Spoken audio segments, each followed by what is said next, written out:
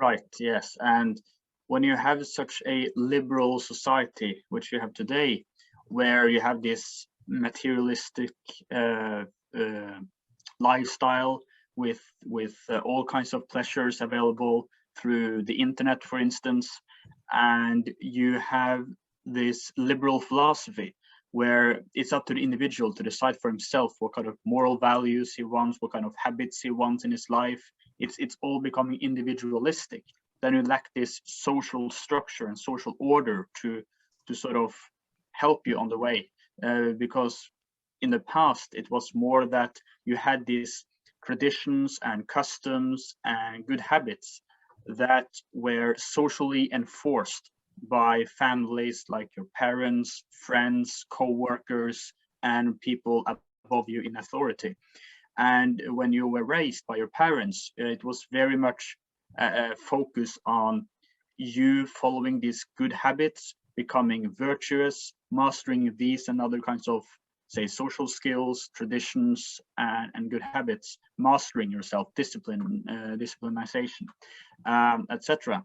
Then you had all this, perhaps you could call it moral capital, from the society and from your family to help you, a lot of resources that you can stand by. But today in a liberal society, when everything is up to you, it's up to you to define moral values, what is virtuous and not. It's up to you to define what kind of customs and lifestyles you want to follow. Nobody is there to impose their values on you. Well, that puts a lot more, you could say, it weighs down the individual, it seems to do, because now you don't have these resources that can help you from the traditional community. Now you must decide everything for yourself. You have to start from scratch all by yourself. And I think that is also a big problem. If you have this wish to become a great, virtuous, happy person, but you don't have the resources of virtue and good habits that you learn from your society, your community, to help you, then you must start all by yourself. And that can feel overwhelming to people when they have to start literally from scratch in a moral sense. Yes, I think this is a very good point that you brought up here. Even I think this is probably the central problem or at least it seems to me right now that this is the central problem of this mental exhaustion, that through this very individualistic society, this has a very big advantage, which is it frees you from many constraints. So let's say you, for example, in the village or in some past village, it was just everybody does some kind of folk dance. But perhaps you don't like this folk dance. Perhaps you would rather do some break dance or some whatever other kind of dance, or no dance at all and just go skiing. Then now you can do this. And so this liberal philosophy, it frees people from a lot of constraints because customs and tradition are constraining. But as you very well pointed out, on the other hand, customs and traditions are also liberating, because by just saying this is the way you do it, then they liberate your mind to occupy itself with other things. So you don't have to think about for hundreds of hours, how will you dress yourself, or how will you have your marriage ceremony, or what values are important in your life, because you just have the predefined package and there is really no way of changing it. And so this gives you a lot of freedom to occupy yourself with other things, because you don't have to figure everything out by yourself, as you said. And of course, if you start to think about it, then you realize that you can't figure everything out by yourself. You can't even figure out one really big question by yourself, because what is the best way to have a marriage ceremony? I mean, how could you find an answer to this question? You could read all different marriage ceremonies from all traditions that have ever existed and then compare them, but you could also invent your own. And so you will never get to an end, and that's why it might seem overwhelming to decide how to do it. Exactly, that's very true. And for some months, I've been looking into some interesting works that were very common back in the day in more traditional Europe and the United States, books of decorum or etiquette, where there were a lot of rules and guidelines for how you ought to behave in various circumstances.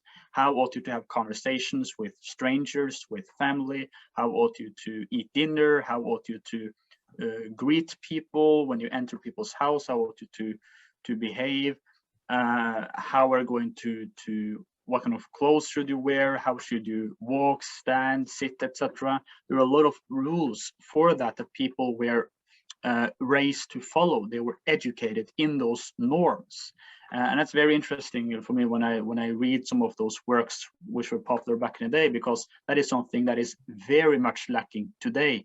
You don't have this guidelines, this system of etiquette and norms. There are of course some norms, but there are far less of today than before, and therefore it's much more up to the individual to set his own norms, to set his own decorum or etiquette, and that's a lot of work if you don't have all these guidelines and all this help from what people have developed over many hundreds of years in Europe, the United States, in Western civilization over many centuries, and even back to the Roman Empire, and even before that you can find norms and many norms. If you don't have that, then if you want to live a specific way, you want to become a great person who is popular, socially liked, and you want to do all kinds of things in your life, well, how are we going to do that in all these specific circumstances? You don't have these guidelines. So now, as you pointed out, you have to find out things all by yourself, and that becomes a lot of work, and thus you can immediately sense some sort of that this is overwhelming. At least that's very possible that you feel this. So yes, that's an interesting thought that I don't really hear so much about this point being brought up today, but it's very relevant and important. Yes, and I think I was thinking this at some point before, that social interaction in itself, I think in our society there is very little value placed in this. So for example, everybody is, or not everybody, but the experts in this whole, and the politicians in this whole corona thing, they are of course all, they all agree that the safety of the body and not being exposed to some virus is a very big, important value. But the social interaction of human beings is not considered as an also important value in this equation. This doesn't even enter into the equation. It's just, yeah, well, so just then people will stay at home and do everything over the internet. Why not? Because people are only looked at as individuals.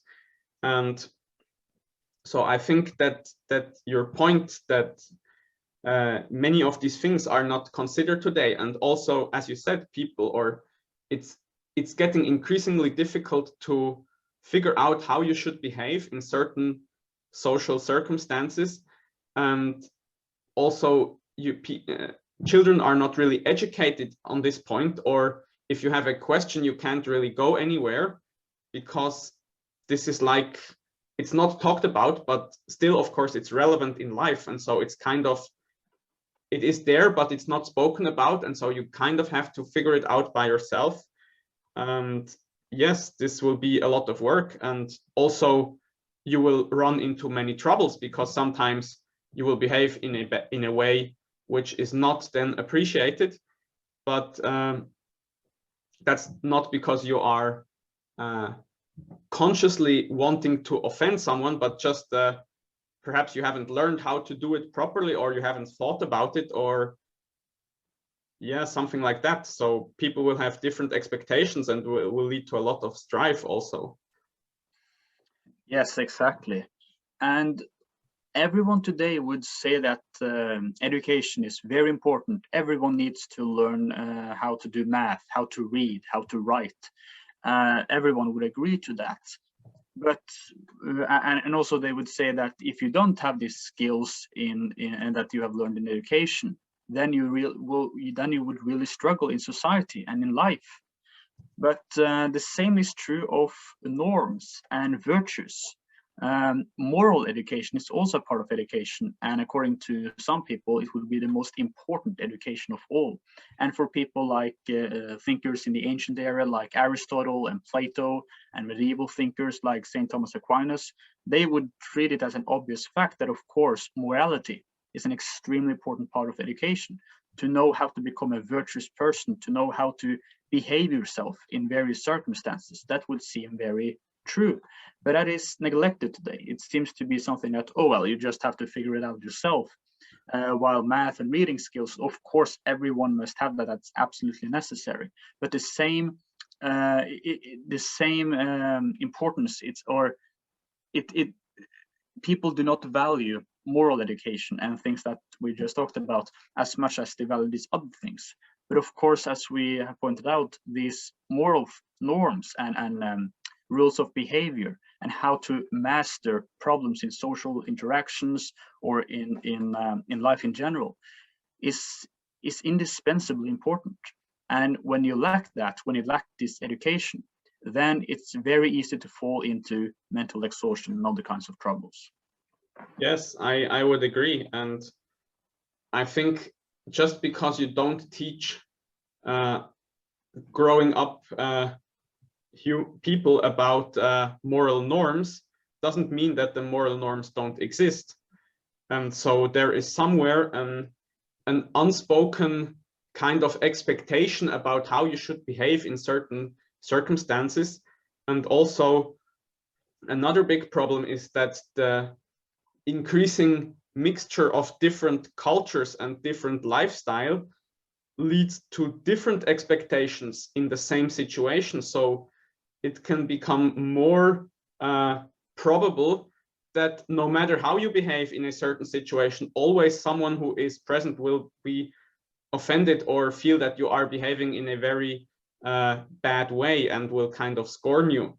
So this, I think, is a problem. Yes, it's a real problem. And some people say that the moral education was dropped from the curriculum exactly because we can no longer really find a common ground, because you have people from different cultures.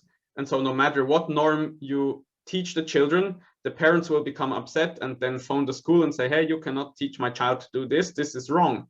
So that's a big problem. Yes, that's a very problematic consequence of liberalism in modern society. And when you have this relativism and individualism, then you lack this social structure and moral education to help you out, and thus you are in a situation where you can easily fall into a crisis and things can be overwhelming because you don't have all these resources. And of course, on a more general note, life always involves choices. Every day, all the time, people make choices to do certain things and avoid other things. And there are so many things human beings can do, so many ways people can act and behave and do, where they live, what kind of job they will pursue, what they will do on their free time, whom they will marry, or if they will get married in the first place. There are so many choices which will have huge impacts on our lives. And this is a reality that nobody can escape. And I think that confronted with all these choices that are immediately presented to you, and you know that whatever you do, you will always choose something and choose away other things. You will always choose something that you perceive at the moment to be good at the expense of other things. And I think if you have this great insecurity about what choices are actually good for me, what are those choices which will make me happy, if you have an insecurity or uncertainty about those, if you lack a proper moral education and a proper education about virtue, life, happiness, etc., then that could really be problematic, because you make some choices and you are very uncertain whether those are the right choices. But with certain things in life, you have to choose certain things and stick to them. You have to persevere in order for that choice or that direction to actually produce fruits. But if you have this great uncertainty, perhaps when it becomes more difficult to take that path otherwise because there are obstacles, it will be very easy to simply have a crisis and then perhaps choose something else and just, oh no, perhaps this wasn't right for me, perhaps I should do this instead. And if you always have this uncertainty, you can never plan long term, at least not in a very safe way. And you sort of end up in this inevitable dilemma, which you can never get out of unless you can have a clear goal and a clear path that you want to follow. So I think this captures a great deal of this problem of tiredness of life or this crisis that we have talked about. Yes, I think also this is a very good point that you brought up here, because I think as you were talking, the word that came to my mind was that you become paralyzed because you cannot choose, and therefore you keep postponing the choice because you want to keep both options open. But you cannot keep both options open. You cannot postpone every choice in life indefinitely. And so you feel this kind of probably an increasing panic between that the time is ticking away, the choice is kind of settling itself, and still you cannot decide between the two choices. And so you would need an immense amount of energy because there is no authority that you can consult on this question. And the same situation happens not only in one question in life, but in 100. And so no wonder that people are mentally exhausted and paralyzed and don't, and kind of feel that even simple things are too burdensome to do. Yes, exactly. And people are faced with many choices all day about what they do in their free time, what kind of job they will having, where they will live. I mean, you and I could right now choose to move to the Philippines or to Brazil if we truly wanted so and really desired to undertake that action, but we choose not to do so. Just to take an extreme example of how many things you could do and how many kind of lives you could live.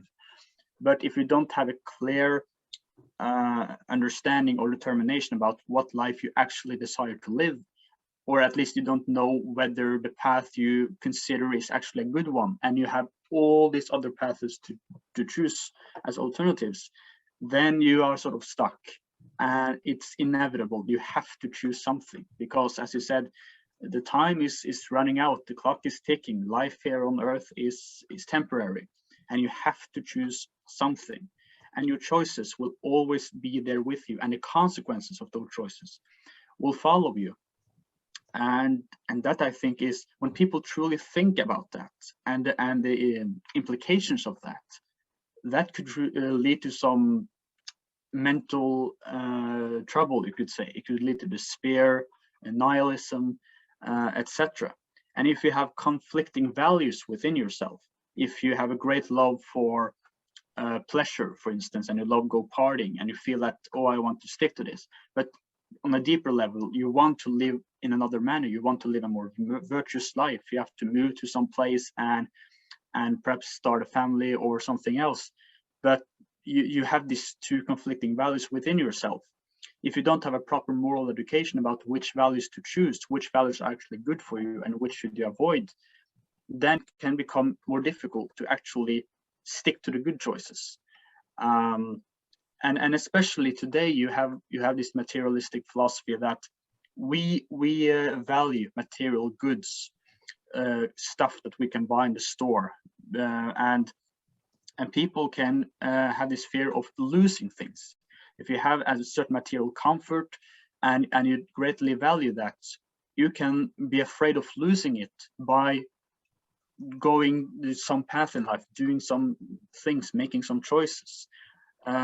And if you greatly value this materialistic thing that you're having, then that also becomes a huge burden on you. If you live a very virtuous life and you care about higher ideals than material things, then it can be easier to let go or risk losing material things. But especially today, when people are more materialistic than before, then that becomes a more problematic issue, to put it that way. Yes, I think this is very true, and I know this myself, that it can be very difficult to let go even of quite insignificant material things, because you have this feeling of possession. You feel like, well, I paid money for this, or I worked to get this, so now I won't let it go. But I think this is a big problem. And also your other point, I think, is very, very well put, that every person in the first world today has an almost infinite number of choices. As you said, you could move to Brazil or the Philippines, which is a great example, because it just shows how many choices you have. Even in your own society, you have infinite number of choices, but you could also move to any other society. And there is, in an interesting way, having all these choices. In some sense, it is great, and this is kind of the good side of liberalism, but of this individualistic philosophy. But on the same or the flip side of the coin, it's also a burden. The more choices you can make, each choice is a burden, because you have to inform yourself and you have to think about it, and then you have to choose. And so, in a weird sense, having less options can also be freeing, because then you just have one path, and so you follow it, and you try to follow it to the best of your abilities to have a good outcome, but you don't have to think about 10,000 other possibilities. And so I think what we see here is that you need, especially when you have so many choices, you need kind of a fast filter, which just eliminates 99% of all of these possibilities very fast. And if you have the complete freedom to do everything, then you don't have such a filter, or at least you have to build the filter yourself, which is also not a simple task. And I was reminded of a book that I heard once presented somewhere. I haven't read the book, but perhaps I will after this conversation. The book is called The Art of Choosing, and it's written by some Indian woman, and she actually says something there for arranged marriage, because many people in the West think that arranged marriage is the most horrible thing of backwards cultures that can even be imagined. But what she says is that finding the right partner is also a great burden, and the fear that you might do it wrong and choose the suboptimal partner and then be unhappy or less happy because of this is also immense. And if you have some people who are kind of specialized to see who might fit together, and then in the end your marriage just gets arranged for you, then all of this burden falls away, and the only thing that remains to do is to try to make this marriage then as good as possible. Now, I'm not sure, I wouldn't say that I would prefer this, but it's interesting to note that every choice also has this other side of the coin. Yes, that's a very interesting point to bring up there. And also a note on arranged marriage. Many people would associate it with coerced marriage, which is that both participants are forced to marry. But that is not necessarily what arranged marriage must involve. It could simply be that it's expected of you in society to marry this or that person, and that your family sort of truly insists on that, but you still can choose otherwise if you truly wanted to, but it's sort of socially expected of you to do so. So that could be, there could be various forms of arranged marriages as well. I think you made a very interesting point there, which is a good example of this truth, that when you are faced with many choices and you don't have this compass to choose with, then you have a great you have a lot of work in front of you, to put it that way, or you have you have these huge choices, or these choices with huge consequences for your life. And you always have to face the question, well, what will I actually choose?